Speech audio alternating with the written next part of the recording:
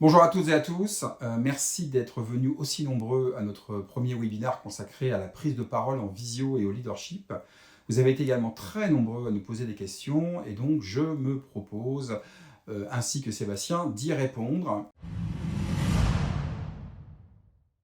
C'est vrai que le fait d'avoir un écran entre vous et la personne avec qui vous êtes en rendez-vous ou en réunion, eh bien, peut donner un sentiment de distanciation tout à fait naturel par rapport à une réunion en physique.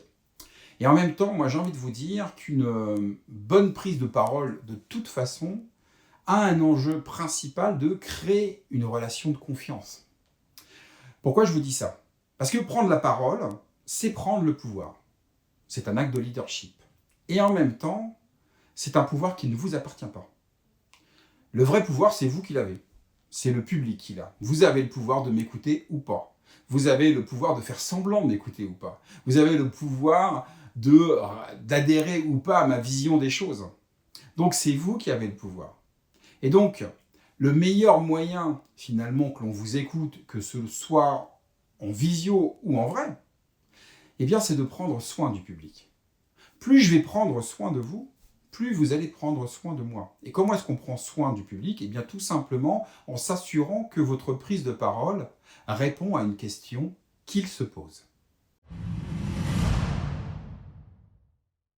Alors, c'est vrai qu'on confond souvent les deux notions et pourtant elles sont très différentes.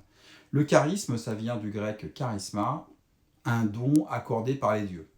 Donc, le charisme, quelque part, c'est quelque chose d'inné. Et c'est vrai, on ne va pas se mentir, il y a des gens qui ont plus de charisme que d'autres. Il y a des gens qui sont plus photogéniques que d'autres. Il y a des gens qui attirent un peu plus la lumière que d'autres. Et en même temps, ça n'a rien à voir avec le leadership. Le leadership renvoie plus à une autre notion grecque qui est celle de l'éthos. L'éthos, c'est le savoir-être. Le savoir-être, c'est votre posture face aux autres. Et donc, le leadership est une question de savoir-être. Et le leadership, c'est quelque chose que le public vous accorde. Et donc, plus vous allez développer votre savoir-être en tant que leader, c'est-à-dire accorder de l'attention au public, être un orateur digne de confiance, plus on va vous accorder de leadership. Et vous avez des gens qui sont très charismatiques, qui n'ont aucun leadership. Et inversement, il y a des gens qui ont beaucoup de leadership et qui ne sont pas spécialement, a priori, charismatique. J'ai envie de vous dire que les conseils sont exactement les mêmes que si vous étiez en réel, c'est-à-dire de prendre soin de votre apparence, à commencer par la manière dont vous êtes habillé et coiffé, évidemment, mais il y a une autre apparence dont il faut tenir compte en plus, et évidemment, c'est le cadre dans lequel vous êtes. Faites en sorte que ce cadre soit le plus sobre et le plus valorisant possible pour vous. Et puis, soignez également le son et l'image. Assurez-vous d'avoir un bon micro, qu'on vous entende bien. Assurez-vous que vous avez suffisamment de lumière sur vous de manière à ce que l'expérience visio du recruteur soit la plus positive possible.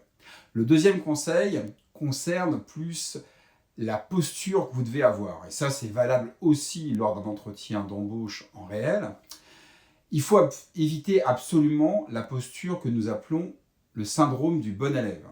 Alors, le syndrome du bon élève, c'est quoi? C'est quelqu'un qui vient présenter pour montrer qu'il a bien travaillé. Et ça, c'est souvent la posture que l'on a lorsqu'on est face à un entretien d'embauche. Il faut inverser le propos. Dites-vous que ce qu'attend un recruteur, c'est quelqu'un qui lui apporte une solution à son problème. Et son problème, c'est quoi? C'est trouver le bon candidat pour répondre aux enjeux de son entreprise. Donc, ne vous positionnez pas en bon élève, mais valorisez de manière la plus précise possible comment votre recrutement, votre personne répond à un problème que l'entreprise se pose. Plus vous serez porteur d'une solution, plus l'interlocuteur qui vous écoute sera favorable et aura envie de vous écouter favorablement.